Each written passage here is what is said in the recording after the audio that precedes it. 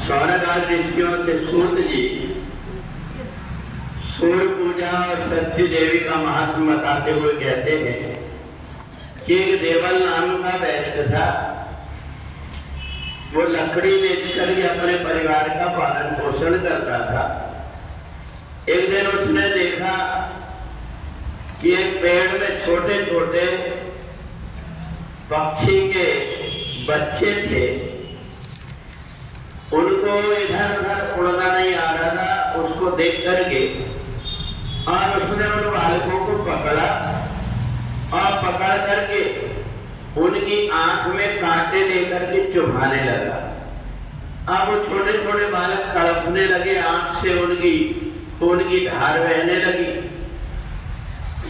बहुत से बालक ने अपने प्राण छोड़ दिए, कोई बिना नेत्र के हो गए। उस समय पर जब वो चिड़िया आई आकर के उसने अपने बालकों को देखा तो उसने भी तड़प तड़प करके प्राण छोड़ दी।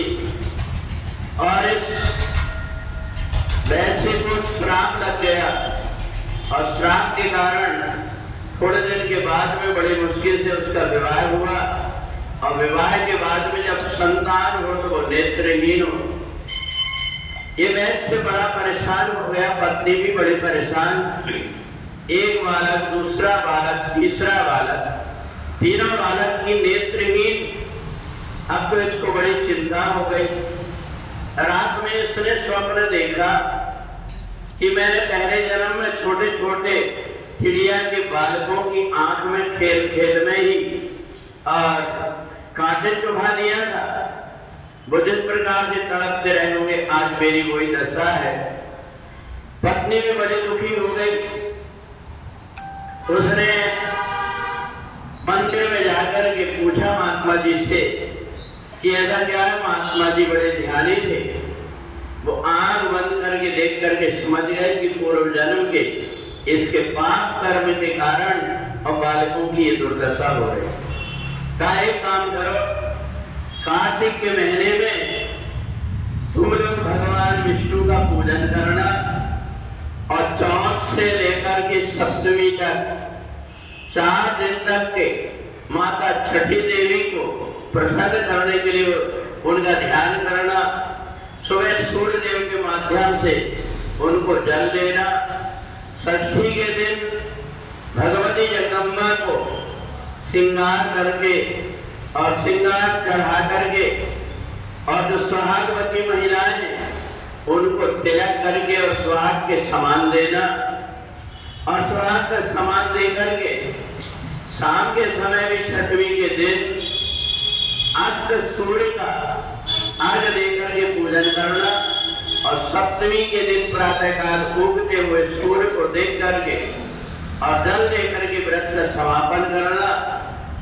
भगवती जगदम्बा की कृपा होगी तुम्हारे ऊपर। उन्होंने पति पत्नी ने दोनों मिलकर के कार्तिक के महीने में पूजन किया। और जैसे ही उन्होंने सूर्य षष्ठी का पूजन किया, थोड़े दिन में धीरे धीरे देखते हैं उन बालकों की आंख में जो दिखाई नहीं दे रहा था धीरे धीरे प्रकाश होने लगा।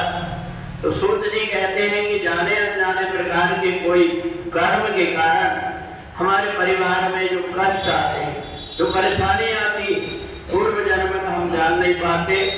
तो इसलिए कार्तिक के महीने में जो भी व्यक्ति ये 4 दिन तक भगवती जगदम्बा का पूजन करता है उसकी विपत्तियां छट जाती है, अर्थात विपत्ति दूर हो जाती है। इसलिए माता रानी को नवरात्रि में अलग ढंग से पूजन करते हैं। कार्तिक के महीने छठ में छठी देवी, कोई सूखी देवी, सूखा रोग जिससे होता है, इस रूप में देवी का याद करते हैं, जिससे बालकों के अंदर एक परेशानी नहीं आती। घर में जो धन धान्य की क्षय होता है, नुकसान होता है, वो नष्ट हो जाता है। तो इसलिए सब प्रकार के जो पाप कर्म को नष्ट करने के लिए ये 4 दिन का व्रत है। जो भी इसको करता है उसके सब प्रकार के दुखों को माता दूर कर देती है। बोलिए जगदम्बा मैया की।